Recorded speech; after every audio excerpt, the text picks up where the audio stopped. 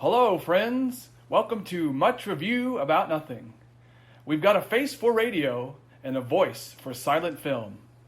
On this podcast, we review a movie we haven't seen through cultural osmosis and what we can find on the internet. I'm your host, Billy Greer. We're your co-hosts, Jake Greer And I am Luke Greer. I am Luke Greer.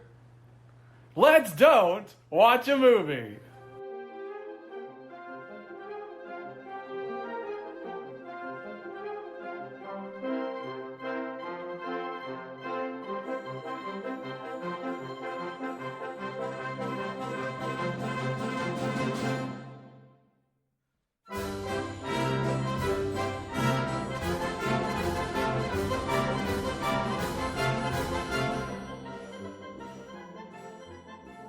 That was incredible. It was. I don't mean that in a good way. I don't know how to respond to that, to be honest. Well, it relates to the movie we're not watching today. But before we get into that, which we teased a little bit, we're going to talk about, we're going to go into inspection, because we do have some things to talk about this time. Yes, one major thing in particular, but... Right, so Amazing Articles as a main segment is going away. Yes. And is being replaced by Billy's genius idea of dynamic discussion. We'll go into that when we have an article. Yeah, amazing articles are still going to be a part of it. And by that I just mean I'll use articles if any of them are interesting. Think of this as more of a business merger. Yeah, well, I just was realizing that, like, we kind of had a discussion section to begin with. And I thought it would be a brilliant idea to combine it with amazing articles, because then I wouldn't kind of be nailed down to finding articles. We could just talk about whatever we wanted, and I could use anything on the internet potentially. And it just seemed to make more sense overall, and it would kind of cut some of the chaff, so that our discussion and amazing articles are now fused into dynamic discussions. Right. Is it dynamic discussion? I don't know if I want to... This is called dynamic discussion. Okay. Because we're having just one big discussion. It has a nice alliterative. Yes, feel. well, that is how we name things. Yeah. Oh, really? Podcast. Man, Most of them. I just pulled a Jake. I didn't know it was that. Hey, Luke, why are you filming me like that?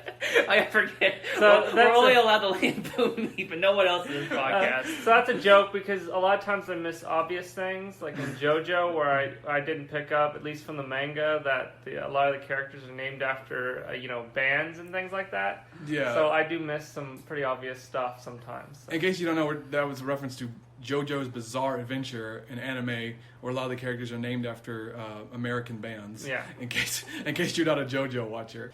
But was there anything else we wanted to go over in inspection? Because I had one thing. We may cut it out because it may not be relevant. But No, then just go ahead and say if we're going to cut it out. well, I thought it was interesting. But if you guys had something else, more, I do have something special. It'll be the first time that we have it, but go ahead, because this will be good. Is it related to the podcast itself, or is it something additional, or? It's something additional. It's kind of one of the main points of inspection, because I'll just say now we finally got our first review, technically. Oh yeah, that's right. I was forgetting about that. So we'll have your point, and then we'll go on to the review. Okay, well, I don't know how long I'm going to take on this, but I found out that, they had the Razzies. You know what the Razzies are? Yeah, for worst film, basically. Yeah, it's basically like the opposite of the Oscars. They give out golden raspberries to the worst films. And I thought it was just relevant to bring up because Holmes and Watson won Worst Picture. And Holmes and Watson, they swept the awards this year. Well, good for them. Give a round of applause to Holmes and Watson. Because John C. Reilly won Worst Supporting Actor. Yeah. They won Worst Remake, Ripoff, or Sequel. They won Worst Director.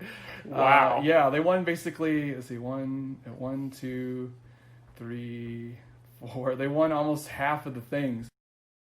All right, so we actually have, to put some background, we have an Australian friend named Michael, and we told him about the podcast, and he left a review, but it only appears in Australia. Yeah. So it's hard to get some of the reviews. So if you are in another country and you do leave a review, just take a screenshot, send it either through Twitter or email, and we'll be able to read it out. But here's what he says. Here's what Michael says. And it's titled "Little Ignorance About Everything," and he gives us 4 stars, which I think is generous. Probably more than fair. Nepotism. Hold on to your internal exoskeleton Robin Hood might be coming around to steal your movie tickets for a movie that wasn't even written by Peter Jackson, but is otherwise great for taking a 1 to 2 hour nap. Don't forget the peanut butter and celery snacks as you wait for a sexier candidate than the Grinch. Yeah. And that peanut butter and celery, I think, is like an inside joke when he was here visiting. Yeah. But I love that because I feel like he's put more thought into his review than we do the entire podcast half the time. But yeah, that was really nice of him, and we want to, give a big round of applause to Michael and thank him. And put him on the VIP. Well, he goes into our Hall of Fame. So yeah, first review, he goes in the Hall of Fame. Now there is an opening for first stranger who reviews it. Yes. Yeah, but he goes into the Hall of Fame, and we will read out all your positive reviews and hide all the negative ones. This is an open podcast. We subsist off of confirmation bias here, and I assume we can do special things like have a list of the people in the Hall of Fame and stuff like that. So yeah, we can. Where we keep that list. I can put a line. I just mean say we have a Patreon or something like that. I'm sure we can create some lists of people who supported us basically. I love lists of people. I keep a list of all the people who wronged me underneath my pillow. Well, that's it for introspection inspection with that little... on that note. Yeah, on that note. So we'll get on to the main thing of the podcast, which is... And you probably already guessed it by my little joke at the opening, so... The Nutcracker and the Four Realms. I didn't know I was going to be saying the title. Well, I surprised that on you because you're the one who kept teasing it. So that's the movie we're not going to... Jake and Luke were just pointing at each other. I thought it was a Mexican standoff for a second. No, these are crossbows. Crossbows. But yeah, we're doing the Nutcracker and the Four Realms. We keep calling it the Four Winds. Did I call it the Four Winds? I don't remember if you did. The Nutcracker and the Four Winds, directed by Vivaldi. Yeah. But yeah, and this movie... I was really interested in this one, first of all, because I forgot it existed, primarily. I didn't know it existed at all. Yeah, and then secondly, I had no even basic concept of what it would be about, like the plot. Because normally, I'm pretty well read when it comes to, movies that are coming out. I usually know the basic plot. This one was a complete enigma to me, so I was kind of interested in finally delving into it. Yeah, so I remember we were talking about what movies we wanted to do, and you said, what about Nutcracker and the Four Realms? I said, what is that? Yeah. I looked it up, and I put it on the list. I was like, okay, this will work fine. Later, I found some material early on for it, for random reviews. And then I forgot about it completely until I went back and looked at the material that I prepared. I was like, oh yeah, I prepared for Nutcracker and the Four Realms. So, I feel like Robin Hood is plucking the knowledge of this movie out of her head or something. There's something about it. It's designed to be forgotten. It doesn't want to be reviewed. Yeah. Well, it's this is a Doctor Who reference, but there's a monster in there that when you look at it, you remember all about it, but when you look away from it, you forget completely that it exists. Is that this is this movie, basically. Is that gas mask kid thing? No. Oh, okay. No. I've never watched an episode of Doctor Who it's only for Doctor Who, but that's the basic of this creature, and so it's always it was always a struggle for them to remember it. What movie are we talking about again? Well, we're just deep in Referenceville, but I'll probably cut that out. Let's. Yeah, but what movie are we reviewing or not reviewing? Oh, well, we're not watching the Nutcracker and the Four Realms. Oh, I never heard of that movie. Yeah. Oh no, it's happened again. But let's get on to the trailer. Quit, pussyfooting around here. And it brought up I guess this is the German. I hope it's not the German trailer, but This is Der Nussknacker und die Verreich, which I didn't think it was possible to have a funnier word than Nutcracker, but Nussknacker. A Nussknacker. It's even funnier for some reason.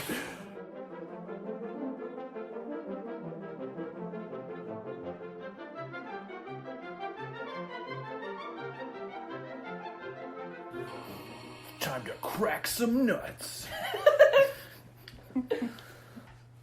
That was a nice Alice in Wonder Narnia trailer, but we're going to see the Nutcracker trailer, Billy? Well, that was kind of my thought, is they were kind of just doing another sort of Alice in Wonderland take, just using the whole, Nutcracker kind of skin, which I would have preferred, because I know, we're deep now into dynamic discussions. Yeah, that pretty much comes after the trailer. Which, I liked the first Tim Burton Alice in Wonderland movie. That one gets a lot of hate. Every time I've heard it discussed, there's been a lot of hatred for it. It's cute. But yeah, I mean, I thought it was perfectly harmless fun. I'm not going to tell you it's a masterpiece, and maybe because I'm biased for Tim Burton. You know, I grew up on his films, but you know, I always liked that. So I was not against kind of that same premise, but in a more Christmas-oriented realm. But from what I've been reading, that is not really the case. I mean, well, I guess it kind of is and it kind of isn't, but we'll get more into that. But the production value looks pretty great, in my opinion. From what I was seeing, it was pretty... It's bankrolled by Disney. Yeah, I mean, it was beautiful. Like, the CGI didn't look glaring and didn't really stand out. I don't know if there wasn't enough long shots in the trailer, but I was pretty impressed with it visually. Yeah, it looked good. It just... Something seemed off about it, but I'm not sure. Where are the rat men? Well, we saw rats. Yeah, they were just regular rats, but it was a kingdom of rat and rat men. That is a big issue here. We'll get into that a little bit later. Well, I'm going to get into it Let's go ahead and get into discussions. It. But I mean, that's a big part of the Nutcrackers when all the Rat King comes out and the Rat Men go die, kill the man things. You know, I like that. Well, yeah, I read up on the original play, and basically all that happens is like a girl falls asleep after she gets this Nutcracker for a gift, and she imagines it coming to life as a man, and he does battle with the Rat King, who comes in with his rat army, and they defeat the Rat King, and then they kind of just go into the realm of winter, or whatever the credit's called, and they have a party, and then it ends. You know, it's real simple. It's mainly hinged on the music and the dancing. Well, yeah, that was the whole, because it's a play. So yeah, it's a musical. Yeah, but this, like, I'll go ahead and say it now. There's going to be a lot of spoilers in our discussion here, in our dynamic discussion. If you think about it, the original Nutcracker play, I guess you could consider a ancient music video in a way. I guess because it's hinged on the music. There's barely any talking, and you're just there to listen to the music, but you have nice visuals. So well, I mean, it's a ballet. Yeah, that's what ballets. All ballets are kind of like that. Yeah, the first music videos. Yeah. Basically, I never thought of it like that. But it's I true. mean, I guess if you consider your eyes video, I mean, you know what I mean. But how can ballet be real if her eyes aren't real? That's my question. Well, you know what I mean. I didn't mean it was literally video. No, I know that. I understand what you're saying. But as I was going to say, I don't understand why this film is called The Nutcracker. We're going to get into it right now. Because, as we saw in the trailer, that black guy is a Nutcracker. The black guy she meets in the Winter Realm. I thought he was just a regular dude. They were like fighting, a soldier. They were fighting actual Nutcrackers, though. Yeah, but like when this movie first came out, I remember I was pouring through the cast list, going like, "Where's the Nutcracker? Where's the Mouse King?" There's like these names were not in the cast because they technically don't exist. They don't exist, and I do have this in that the soldiers are called Nutcrackers. Yeah, he's not the Nutcracker. He is a Nutcracker. It's listed in the So the let me get this Wikipedia straight. page. There's a society in here. They're called Nutcrackers. Do they like sit around and smash nuts at their mouths at their spare time? Like you have to think. You know, the soldiers are called the Nutcrackers. Yeah, that's what they do to their enemies. So how did they ever earn that name? Yeah, it's like I said, it's time to crack some nuts. Exactly. You know, I like to imagine a society of Nutcrackers. They look like normal human beings, but they have like really strong lower jaws, and they communicate by just smashing down a variety of nuts. Well, they're incredibly effective against men, but unfortunately not so much against women. No. They still kick, though. They try their best. It is vulgar. Why? You'd be ashamed of yourself. What do you mean? Okay, but yeah, that's my... And there's no Mouse King. The Mouse King, I think, is the collection of mice that are being used by Madame Ginger. And Madame Ginger. Yeah, it was that redheaded... Oh, watch out. Madame Ginger's gonna get you. She's gonna put you in the gingerbread house. It's a shame she doesn't have a soul, though. A soul? What does that mean? Gingers don't have souls. Oh. That's a really old reference. I forgot about that. Really that. old reference. That's an ancient meme. It's an ancient, like, racist meme against redheads? I don't know. I guess so. But, Madame Ginger in the play is just like this lady in the realm of winter. Hold on, let me get... Okay, no, it's the Land of Sweets. Oh. Yeah, she goes into the Land of Sweets after they dispel and defeat the Mouse King. And they're kind of given a party for being victorious. Yeah, and it just says, and Mother Ginger, she's just a character that lives in the Land of Sweets. She has her children, the Polichinellas. They emerge from her enormous hoop skirt to dance. I remember seeing this because as a kid I saw this play. There's this lady, and they got her up real high, and she's got like this massive like tent like skirt around her, and it's kind of designed that where the other actors can run out of it and they dance. That character is now our villain, which she's technically not. But like, why is the Mouse King not the villain? Why doesn't he have like an heir or comes back with revenge? You know? Yeah, why not? The Mouse Prince would kind of be cool. He can be like, then love triangle. He could be a hot mouse furry. Yeah, love triangle. Mouse Prince, Nutcracker, and the girl. It's perfect. They could have YA'd the heck out of this. They could have. But the question I have is that this is technically... I mean, they didn't actually do a Disney cartoon, but this is similar to a Disney remake. Mm-hmm. And is it a bad thing that it's so different, or is it a bad thing that... You see what I mean? Well, so we can lampoon some of them for being too similar, and some of them for being too different. Like, yeah, but I'm not against like a different plot, because think about it. The new Alice, but the Alice in Wonderland that Tim Burton did, it was the location and the characters, but they did a different plot. Why this is not the Nutcracker if you do not have the Nutcracker? You know? So it's the problem is it's too different in certain elements that make it intrinsic. The core of this story is the battle between the Nutcracker and the Mouse King. And I'm not even saying you got to have them battle, but like if those characters aren't even in the movie, why are you making this? It'd be like making Alice in Wonderland and the Mad Hatter is not there. And the Queen of Hearts is not there. Yeah, it's like, why did you bother doing this? Like, I'm all for, tell me a different story about it. I'm fine with that. Like, this has this crazy plot about, like, she has this egg kind of, like, music box that she's trying to open that her mom gave her because she wants to see what's inside of it. And spoiler alert, it's a mirror because the secret is, like, you're the special thing. But they revealed that in the trailer. Also... It should be called The Egg. This movie should be called The Egg. I'm sorry, but I need to get that out there. Just point this out. What if she physically created her?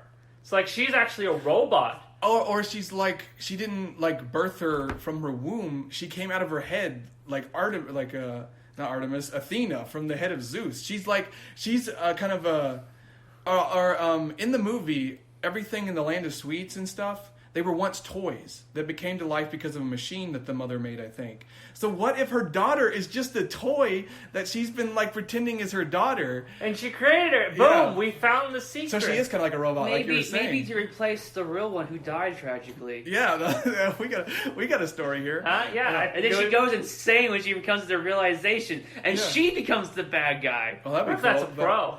Is it a pro that she's actually just a toy that was made real? Feeling betrayed by her own reality, she wanders off into the waste, disillusioned with reality. Then, as it ends, you see the silhouette of a rat man come and go. So you finally learn the truth. And she looks up and she nods her head. It's the sequel. She teams up with the Rat King. And the Rat King is holding a Nutcracker. Yeah. They've been banished from the kingdom. Think about it. They actually didn't want to fight, and that was against their mother, so the mother banished them from the kingdom. Because it was supposed to be like this eternal war to kind of like keep the economy stimulated. It's like playing a game, you know. You want to be entertained. Her mom is part of the military-industrial complex of this fantasy world, so she was constantly... funneling money and creating a never-ending war. Well, I mean, she is the military-industrial complex because she made everything. She's the god of this realm, and she wanted to fight for her cruel amusement. The real Nutcracker and the real Rat King, they elope together away, after they get there. Hey, progressive. A gay relationship between a Nutcracker and a rat. Yeah. But let's put down some more cons because this is a Nutcracker. Con, they banished the Nutcracker and the Rat King. Hey, Billy, no, it's a Nussknacker. Yeah, this is a Nussknacker. This is Nussknacker. This is Nutcracker. This is Nussknacker. And I'm going to put another con, call it Alice and Narnia Land. But why is that a con necessarily? Is it? It's overblown tropes and all that, I just got that humongous feel coming from it. I was like, oh, great. I thought we were done with these movies, and they came back. Yeah, well, I mean, particularly girl in magical realm is kind of a genre in of itself. Should we penalize this movie for just playing off that trope? Or? Isekai of the West. Well, it's Western Isekai, which if you don't know, Isekai is a kind of genre that's real popular in Japan now. And it's real popular now. Yeah, it's always been out, but particularly now, where like a person from our world ends up in a fantasy realm, and they have played off of that and deviated it so much. Like there's like one where a guy goes to the world with his cell phone and uses it. Oh, maybe my main gripe with it is that it's connected to this one. A Nutcracker? Well, that because it's just a Nutcracker. Yeah, well, that's what's killing me. It's just the whole isekai trope, whatever.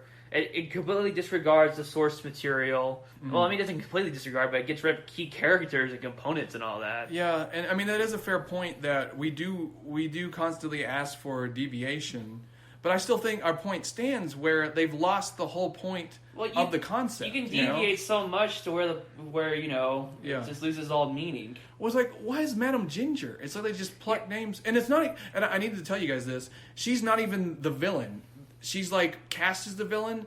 The Sugar Plum Fairy, the queen, the Sugar Plum Queen is the villain. What? Yeah, she's like trying to take over the realm, and she wants the key that the girl has to open her egg. She loses it because the mice take it. She wants that key to use on the machine to make toy soldiers. Oh. Yeah. It's like, why is the Sugar Plum Fairy the... Oh, because Disney recently has an obsession with twist villains. Oh, yeah, the twist villains. They have started to do that because... Pixar had it a few times, and they were like, "Oh, we got to do it." Yeah. And so now we need. Oh, like Frozen. Yeah, Frozen. Hero 7, Big Hero 5. No, Big Hero 6. Big Hero 6. You're just dancing around. Yeah, I kept missing it. Okay, well, it's just twist villains after twist villains. Well, I guess this should have been billed as kind of a revisionist take, where it should have been the girl, the Nutcracker, and the Mouse King versus the Sugar Plum Fairy. I would have been okay with that. And have the Sugar Plum Fairy... And then you have that love triangle I was talking about. Yeah, and then have the Sugar Plum Fairy be evil from the beginning so you can build up her villainy instead of, being all like, oh, actually, secretly... Or maybe just hint at it. Well, yeah, like at the beginning, they're like Sugar Plum Fairy's all nice and everything, and she betrays them all. Maybe have her come out like Sauron at the beginning of Lord of the Rings. She's just humongous, and she has like a big mace made of candy. She's just hitting all the nutcrackers. They're flying everywhere, screaming. I would be fine with that. That would be awesome. But I just can't get over the idea that they took Mother Ginger and made her this integral part.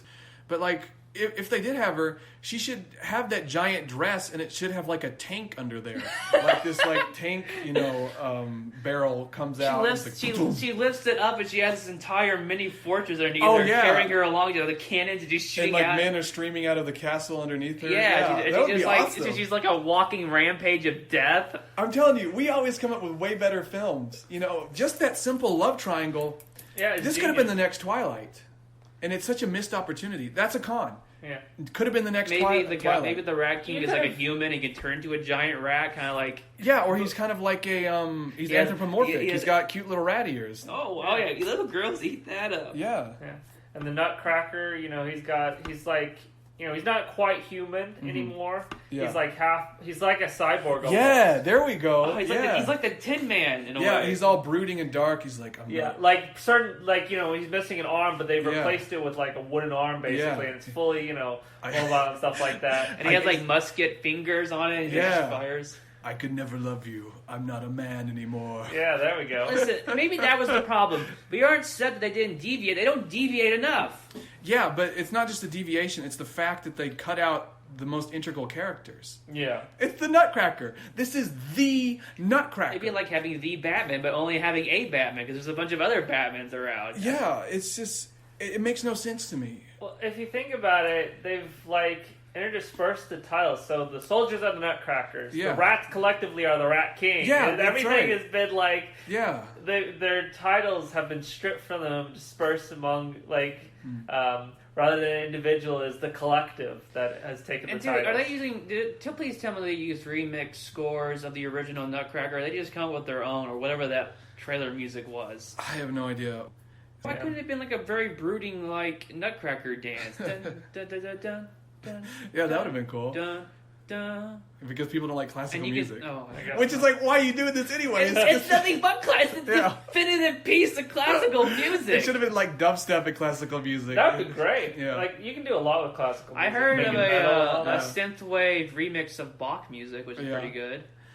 Yeah, it just goes back to, I always ask this question. That's technically Baroque music. And I guess money is the thing in the name, but like at a certain point, why?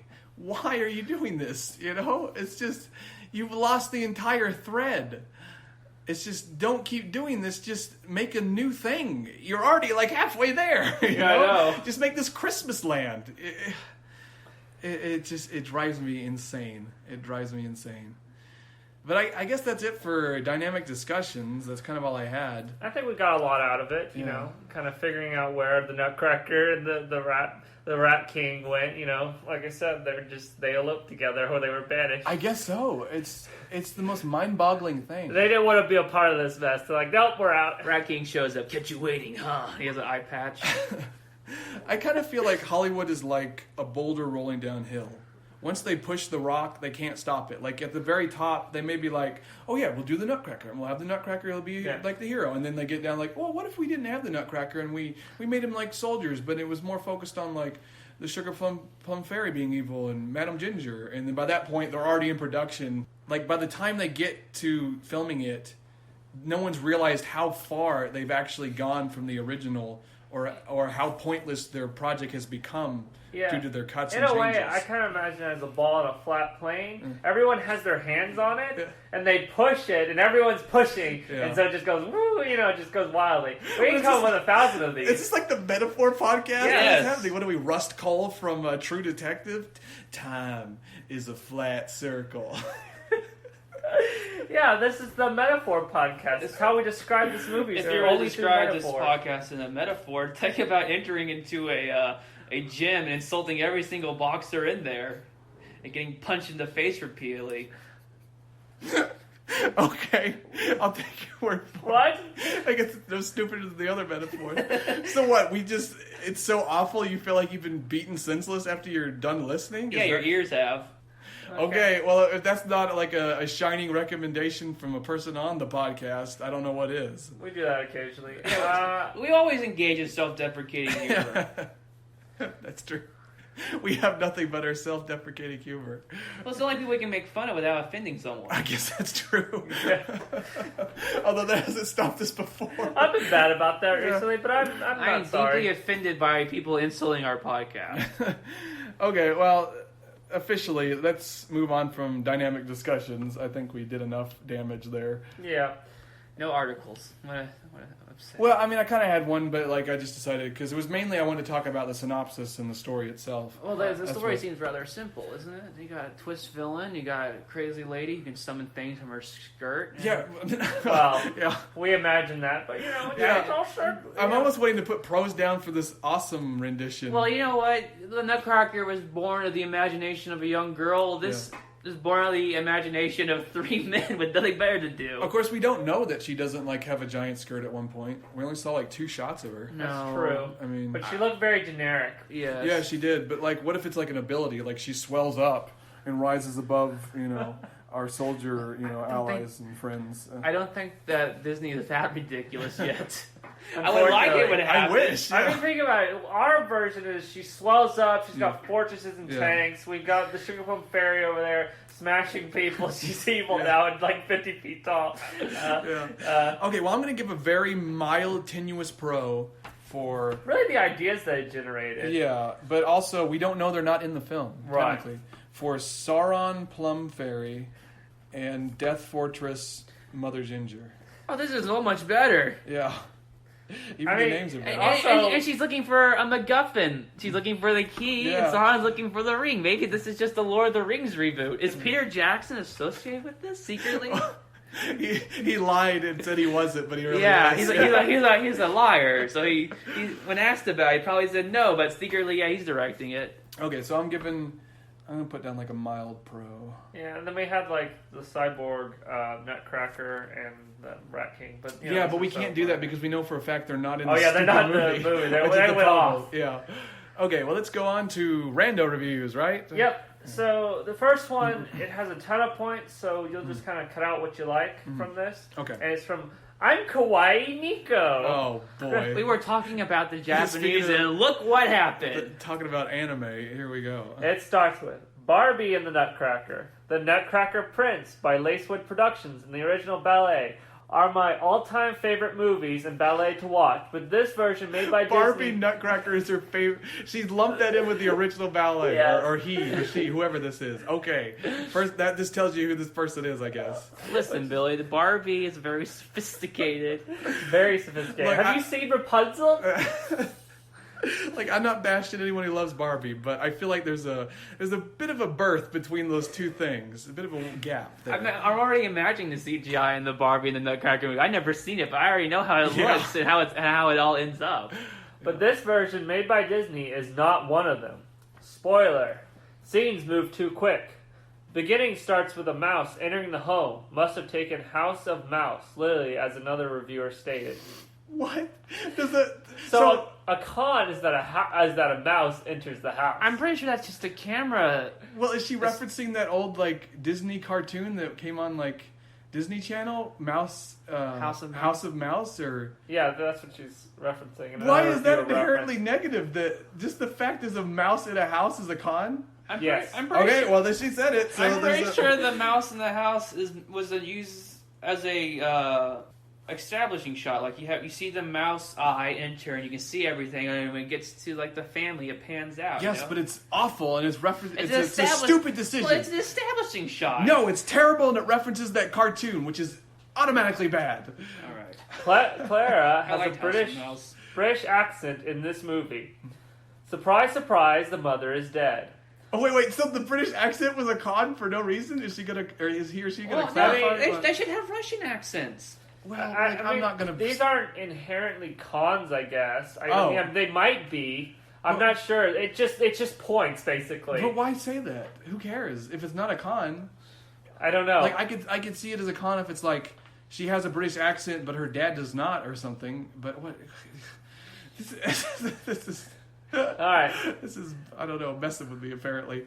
The oldest daughter, Louise, receives their mother's favorite gown and wears it in front of Clara and their father, who happens to be staring at her intently, which was disturbing to witness the father do. Okay. I think they're reading a little bit too much into a lot of things. Oh, well, they saw the movie. We did it, so maybe there's like a daughter-father plot there. I feel like we've taken a wrong turn. I feel like we have too. Well, there's no going back. That's probably what happened. I think we're going to have to cut that out probably. Yeah. Fritz receives the Nutcracker, not Clara. Who the crap is Fritz? Fritz. Well, there was a boy. Oh, is that like her brother? Yeah, he gets a toy sword. Oh yeah, he's the one who he breaks the Nutcracker. Well, he doesn't really break it. He just takes it from her. Oh. I can't remember. Well, it says this is related. Nutcracker doesn't become broken, so no need to fix it. So Fritz receives the Nutcracker, and then he doesn't break it. So that plot point. The Nutcracker is a gatekeeper from the Christmas forest who was frozen until Clara touched his face gently. Wait, so he is a Nutcracker. He is a Nutcracker, but they're calling it the Nutcracker. Yeah, but he's like the Nutcracker who goes with her, so he is the Nutcracker. I guess. Well, I guess that makes sense. But he's not the Nutcracker. Right. Clara accepts that she was a princess, the chosen one, right away. Literally, unlike most characters such as Mia Thermopolis and Harry Potter, etc. Who's Mia Thermopolis? I don't know. Is she like a thermostat queen or something? She's Greek, I guess. I don't know who this is. Is this from My Big Fat Greek Wedding? I didn't know there was a chosen one in that movie. And is it a book too? Well, I guess it was about a wedding. I think the person getting wedding is the chosen one. I guess you are the chosen one if you're getting married. You were chosen by someone. The Mouse King is actually just a bunch of mice and rats huddled together to form one giant mouse. Rawr. Well, rawr? That's what you put at the end. That's not the sound of a rat. Well, a giant rat. Rats go squeak. Well, I guess in their defense, they've re-envisioned it as a rat king, which is a bunch of rats that have been bound together by the tail. We got a message, I guess. But still, that's not how it ever was interpreted. And if you're going to do it like that, it should be like this horrific kind of mass that all talks in unison and becomes like a singular character. Yeah. This is just a bunch of rats. Rawr. Rawr. Yeah, if you're going to say rats, you got to say rawr, because that's the sound they make. Rude guards who don't let their princess, Clara, finish speaking. So they're just rude. Wow. That's a cod rude guard. The Nutcracker God, that is awful. You're the princess. You're trying to talk at the guard. You're like, hey, you're going on a little too long there, princess. Why don't you just shush it up a bit? These 4 realms need feminism. I mean, it has a matriarchy, so... Well, I guess they need, I don't know, they need to give these guards a lesson or something about manners. I'm trying to mansplain to the princess. Yeah. No specific storyline as to how Claire's mother found the realm and became queen. Well, you don't really she need made that. it, I think, somehow. I kept going on about how she made it. But I am curious, like, did she stumble into a realm and then kind of breathe it into existence, like Aslan did Narnia? I don't know. It's a good question. Because they don't, like, she made the people, we assume, but, like, who made the location? Maybe it just existed. It was like wild, untamed land. She colonized it.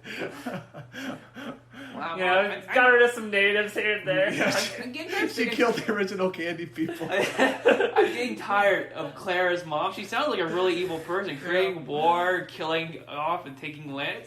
She sounds like a really awful person. I just wonder how much of this I'm going to have to, like, edit out. Yeah, you could just bleep us. Okay.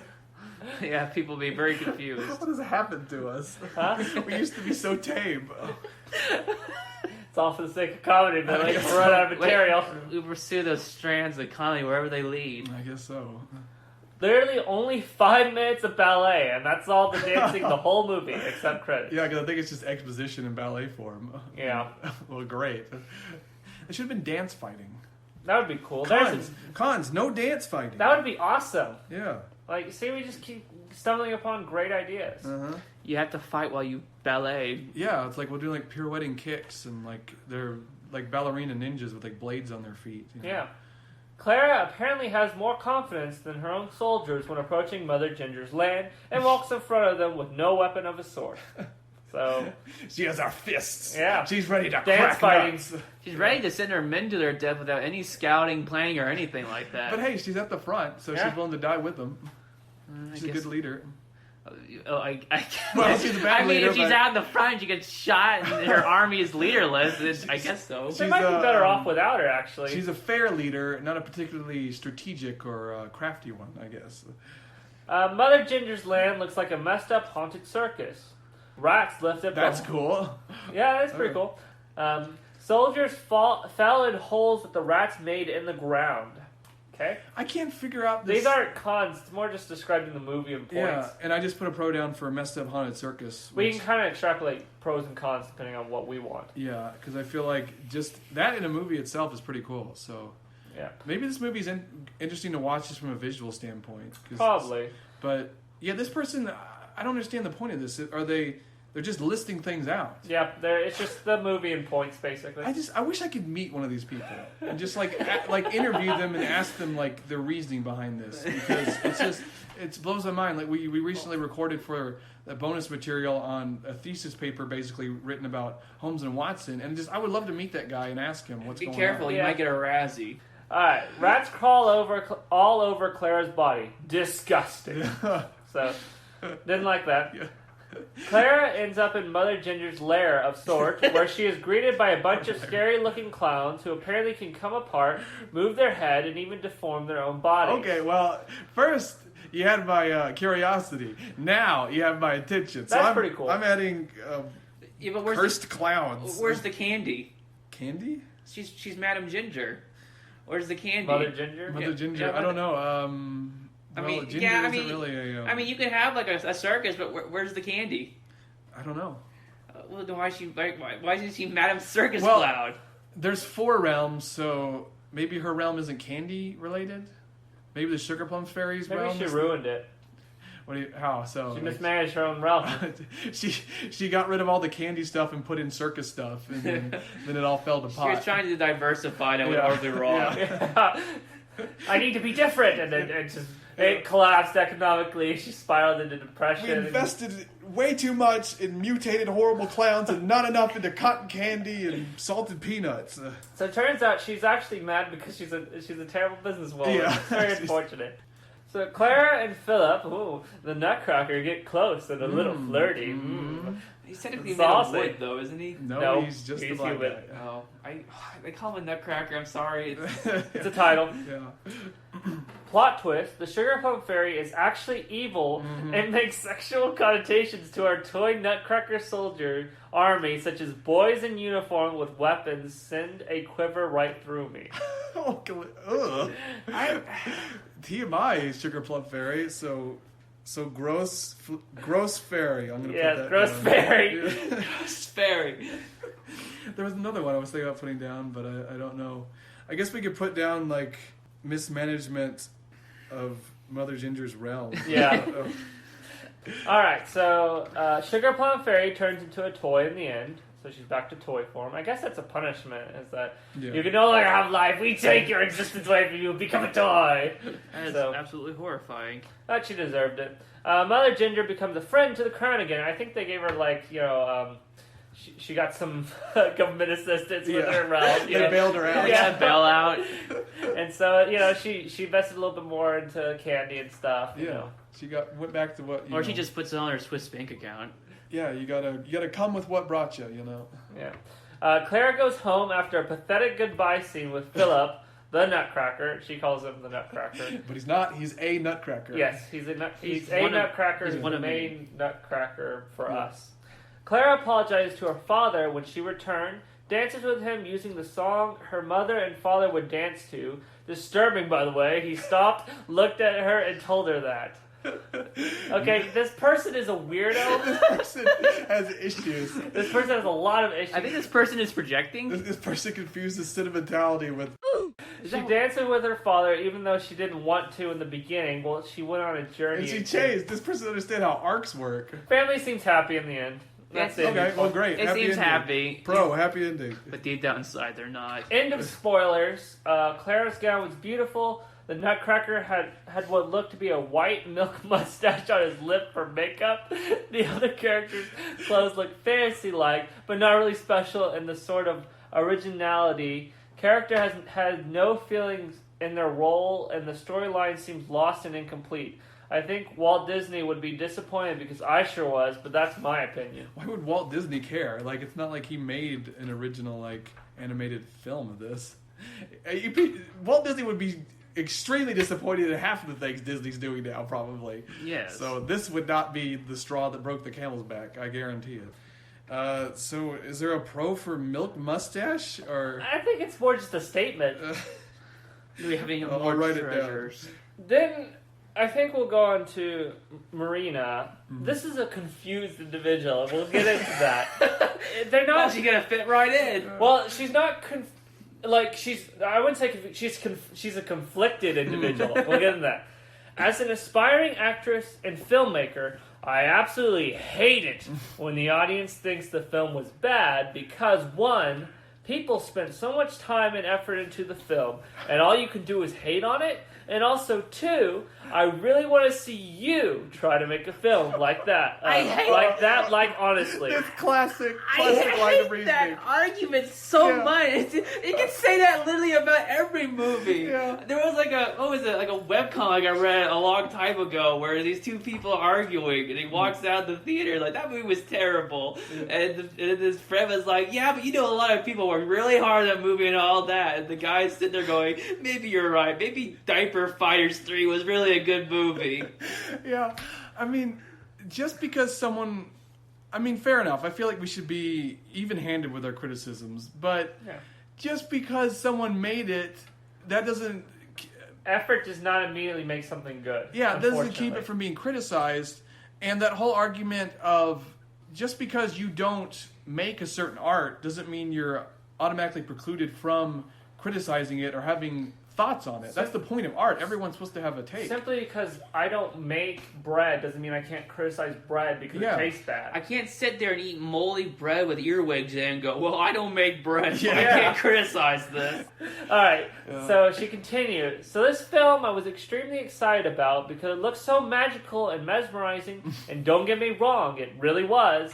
The cinematography was absolutely incredible, like every Disney movie. Mackenzie Foy is an amazing actress, and I truly do admire her. But her character and the way she was portrayed was quite strange, but that's okay. Other actors could have acted a little bit better, but I'm not going to judge. Like I said, I'm no professional actor myself, and neither are any other critics. It takes a lot of courage and skills to become an actor. I know that. So that's why I say she's very conflicted. She knows deep down in her heart that, this actor's not that great, and I can think of many more actors. It's like, I'm not going to judge, but she really has judged I missed, did she say she was an actor, or she was trained she's an aspiring actress and filmmaker. Okay. Yeah, I feel like this person is really projecting. She's so worried about like her own performances being graded that she won't, criticize them herself. I think too bad, sweetie. I love stuff like this where it gives you an insight into the person who wrote it. Yeah, you can really tell. Yeah, it paints a very particular picture. I get to use the psychology courses I took in college. Yeah. She continues, the storyline is simple and it was quite predictable, but hey, that's fine too. It's okay. It's okay. I don't care. I love this movie. I get the feeling that when I imagine her like saying this, I see her face twitching and wincing that's good. It's perfect. The lady doth protest too much, methinks. She finishes, overall, I reckon this would be a perfect film for those who want something easy and relaxing to watch, I guess. Yes. But for those who are passionate about film, we'll find it a little disappointing. But we aren't the ones up there, so smiley face.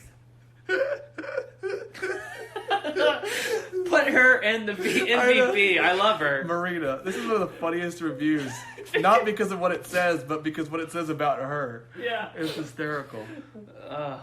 You made it to the MVP. Welcome. You're right next to Moof spoofing and everything else. I love how you can see her real thoughts about the movie. I can see her face as you wrote it. Yeah, she did want to criticize it, but she had tons of criticism about it. Yeah, she really did. They're all veiled. That's hysterical. Oh my goodness. Look, Marina, it's perfectly fine to criticize.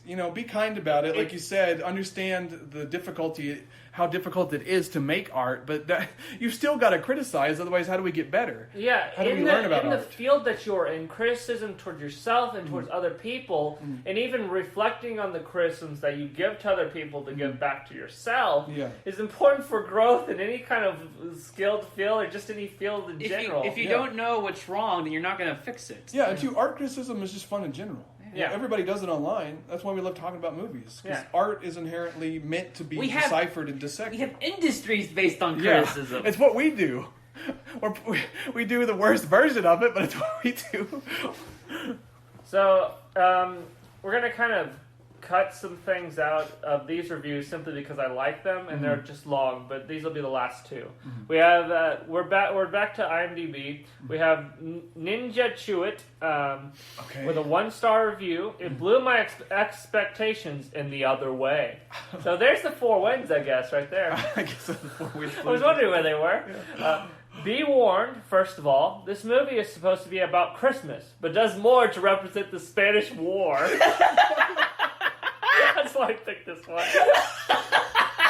I did not expect that. I didn't either.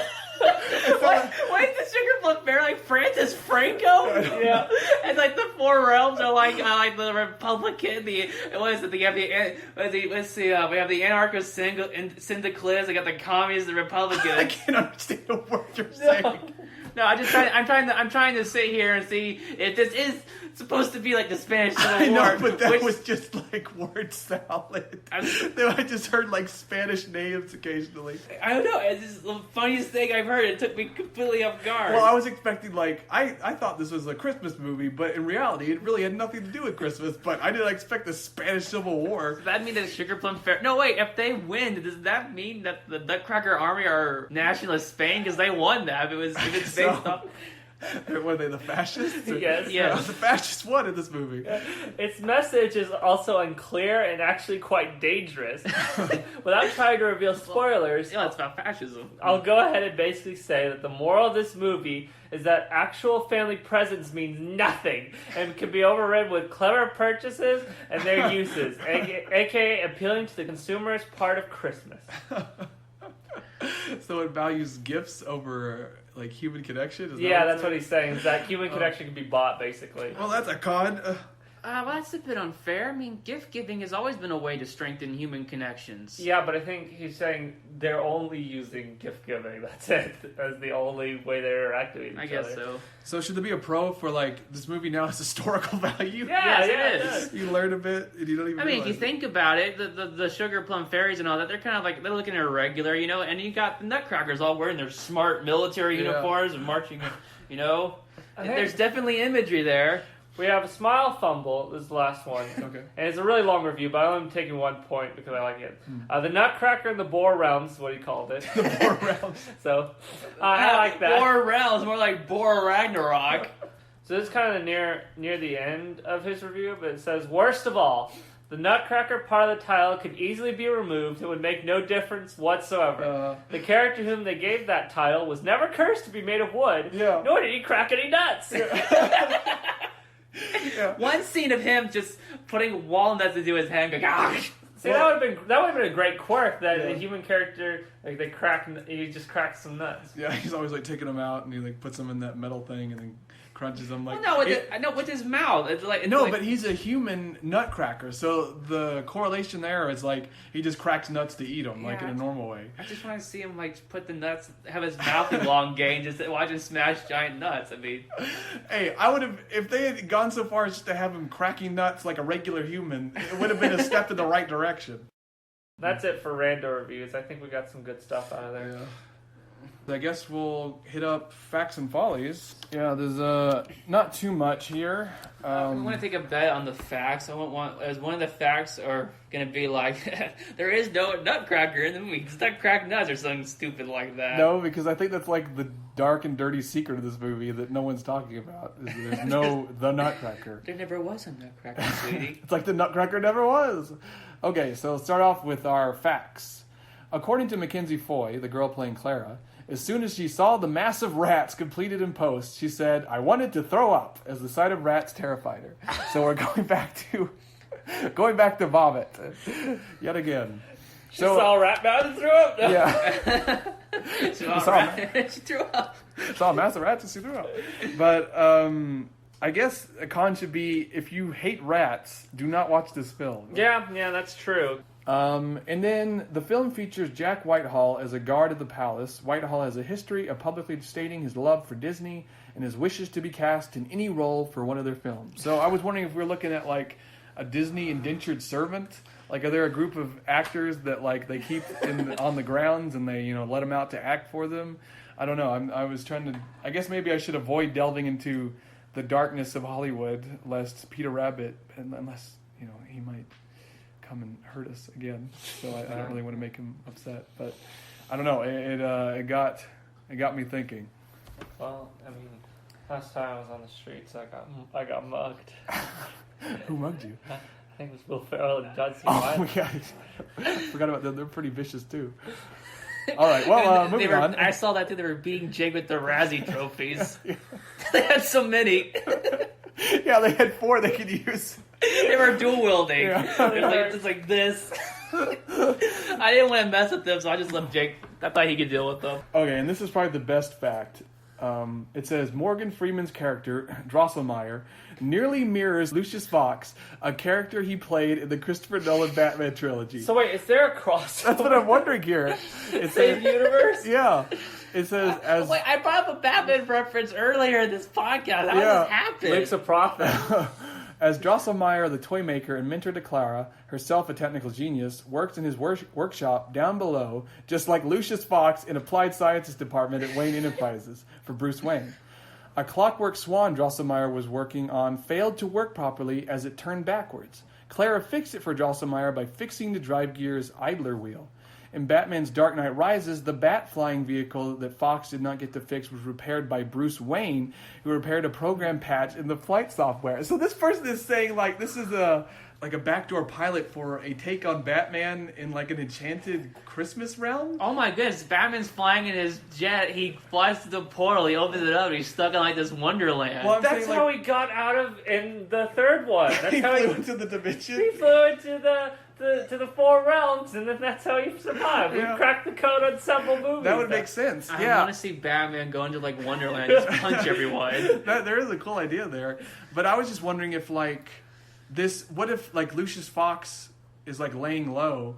Oh, this is probably in the past, so He's or maybe this is like he's in the applied science, but in a time machine. Yeah, time machine or like a distant relative of Lucius Fox, and like the girl is gonna be kind of a superhero. I don't know. There's something here. Toy lady. What if all of Morgan Freeman's characters are related and in the same universe, and it's just connected throughout like time and space? I wonder what's the one where he goes to jail for murdering someone in Shawshank Redemption. Lucius Fox accidentally kills someone. Or... He knew too much. Yeah. So he's like, why are you all in these old pictures, Stab?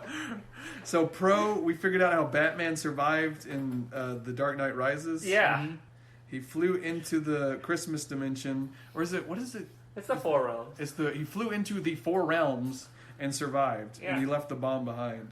Maybe that's why Madame Ginger's realm is like. Maybe he dropped it on her realm, but they kept going. He just saw a bunch of candy down there. He's like, okay, I'll drop it here. He blew it up. He dropped it, but when he opened the portal, some of the waves got in. Yeah.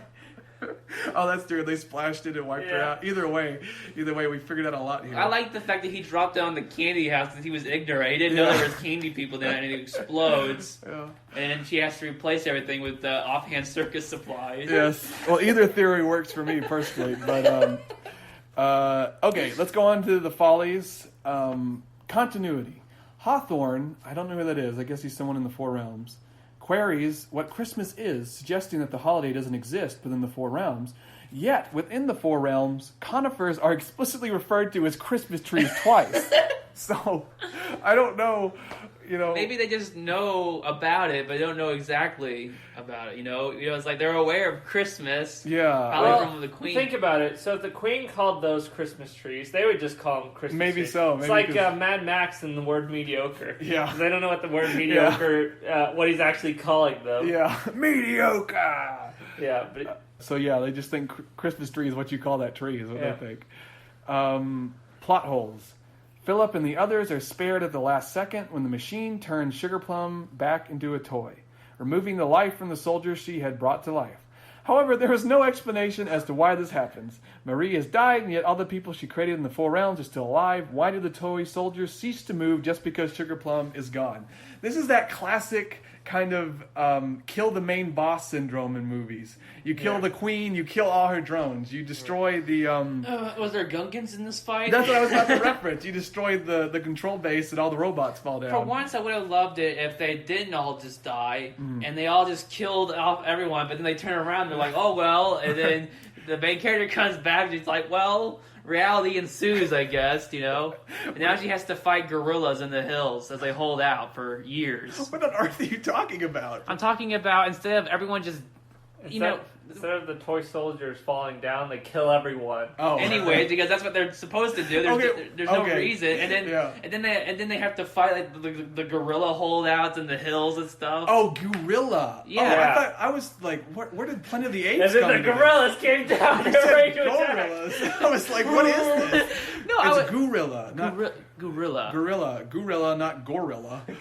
Guerrilla warfare that word is too similar. It really is similar. Gorilla. But what I meant was, I'm kind of sick and tired of that. It's lazy writing. It's like, well, they defeated the main boss, but I have no way because I had them lose the fight to be more dramatic, Well, what should happen is now they have to go through and systematically murder each one of these toy soldiers and just put them down. Yeah. It is like the Spanish Civil War. Yeah. They have like this big old ditch out in the snow where they're shooting them and they fall in. Yeah.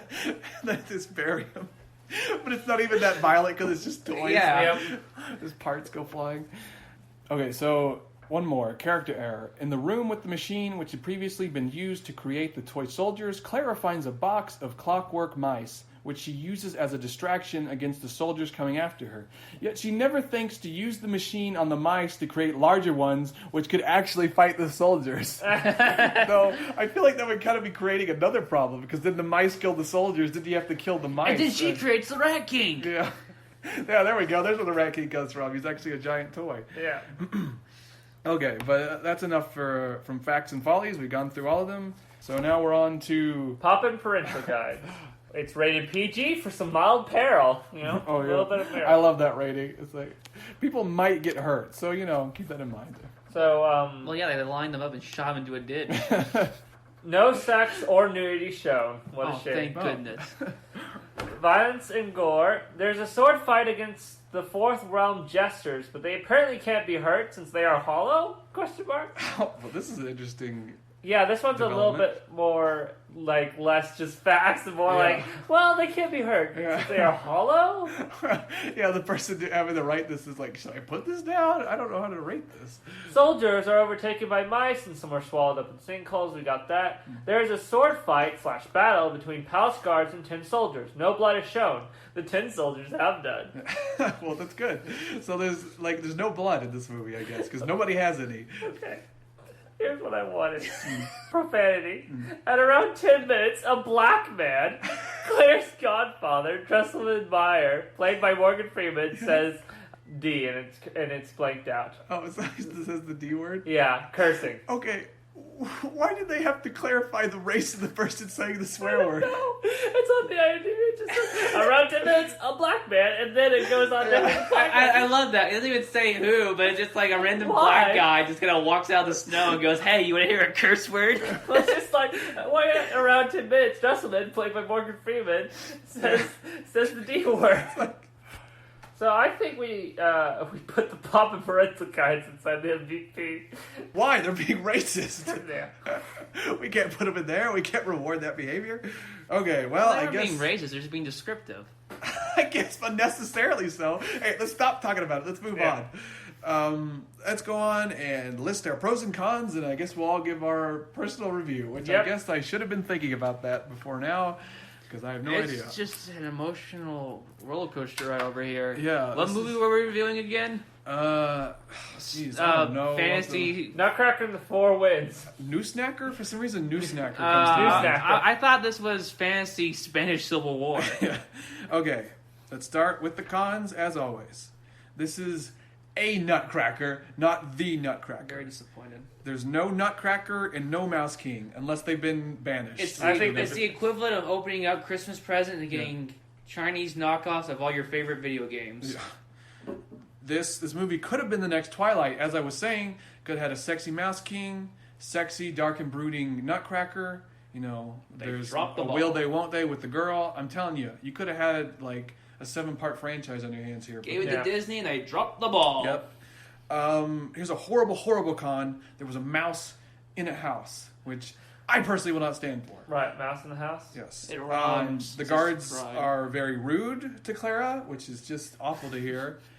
There's no dance fighting, which is a shame. And there's not enough ballet. I went ahead and added that to that. Lots of people were complaining. It's based on a ballet, but there's only one scene of ballet, and it's used for exposition. I think the dance fighting could have really bridged that gap between having a lot more ballet, but without having it be like... almost like in old movies where they'd have like an entire 5-minute dance scene for some reason. For like I want to avoid that, but I think that would be a great compromise. The fairy is gross and makes a lewd comment, I guess. Yeah. Yes. Mother Ginger really mismanaged her property and invested too much in creepy circuses when she should have been focusing on candy. In her defense, it was destroyed by Batman. Yeah, maybe. Which we'll get to. This movie values gifts over human connection, which, I mean, hey, you know, give me a gift over a hug any day. Give me that sweet, sweet moolah on Christmas. You know, I could care less about the good times and family togetherness. Yeah. The only thing that matters about Christmas, we learned that from all our films. Yeah. Right? Cons, rats, lots of rats. If you hate rats, you're not going to like this film. So I don't think our dad and our uncle are going to like this film because they do not like Ratatouille. Because simply for the whole part of rats in a kitchen cooking terrifies them, which, I mean, fair enough. Now our pros. The main girl might be a toy. It might be kind of a dark backstory here, a really interesting one, which I feel like you could have kind of merged that with my love triangle, where the girl finds out she's kind of just the figment of her mother's imagination. You know, to me, that's kind of a cool... You know, that was... I don't know why I remember this. That was a plot point in the Transformers cartoon. Oh, really? That's like there's an old man and his daughter, his like granddaughter or whatever. Yeah. The granddaughter's a robot. Oh, that's right. I remember that. That was weird. I think that's like the ending episode too. So I don't even know if they expanded on that. That's a weird note. That'd be funny if she was actually a Transformer this whole time and she just forgot. Weird Al was in that. Was he? Yeah, he voiced the character. Huh. Okay, so these are mild pros because we don't know if they're in the film and they're probably not, but there could be a Sauron Sugar Plum Fairy and there could be a Death Fortress Mother Ginger, which I'm really hoping. Just the fact that we got those ideas. Yeah, it's kind of a pro.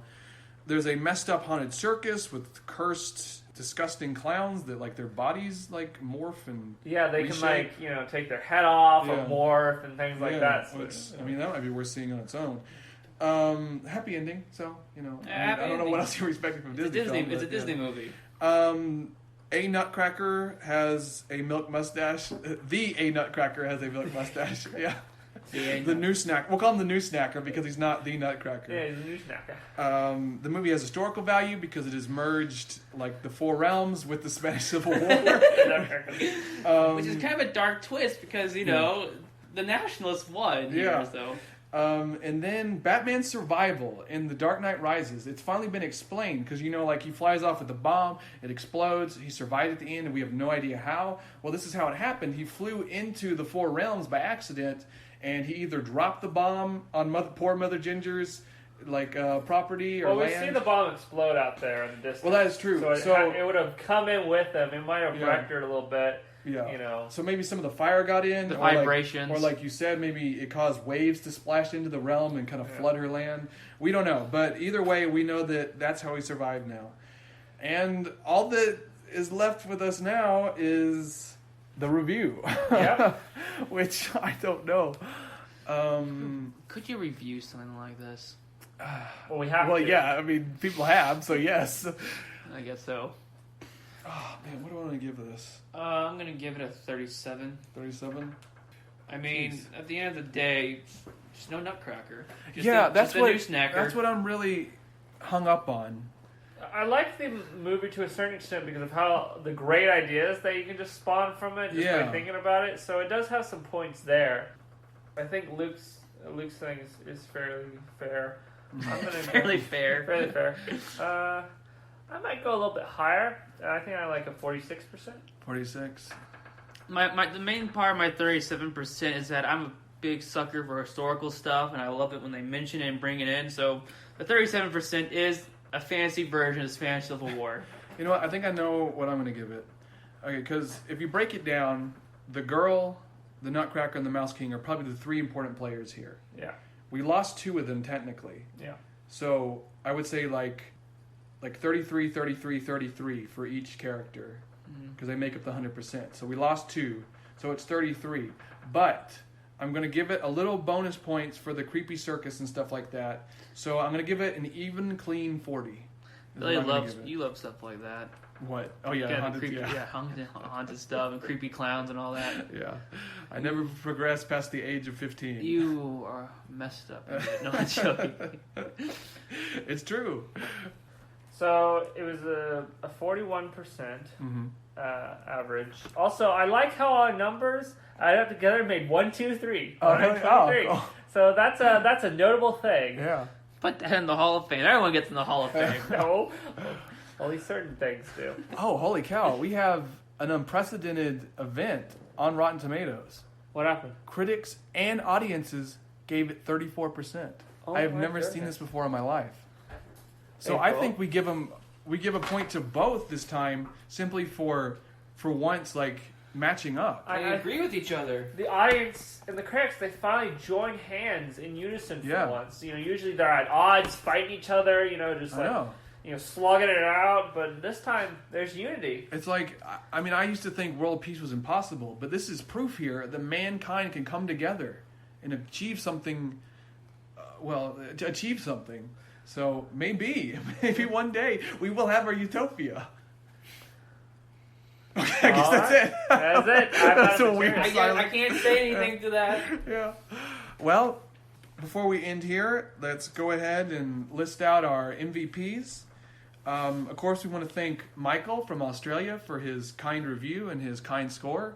which 4 is probably more than we deserve, and we're very grateful to him. He's a VIP because he is our first review ever. Yeah. But if you want to be like the first review from a stranger ever, you know, you got your chance. Yeah, to get in the Hall of Fame. Yeah, and on the MVP this episode, we want to thank Marina for reminding all of us to be kinder to the people who make movies and to, you know, kind of taper your criticism and not be so vicious. And to be able to keep your cognitive dissonance down to a low while you write something like yes, that. And she's also... It takes a lot of willpower. Yeah, and she's also reminded us that maybe sometimes it's healthier just to speak your mind, and, you know, rather than taper it. Yeah, than like, you know, waffle on a matter.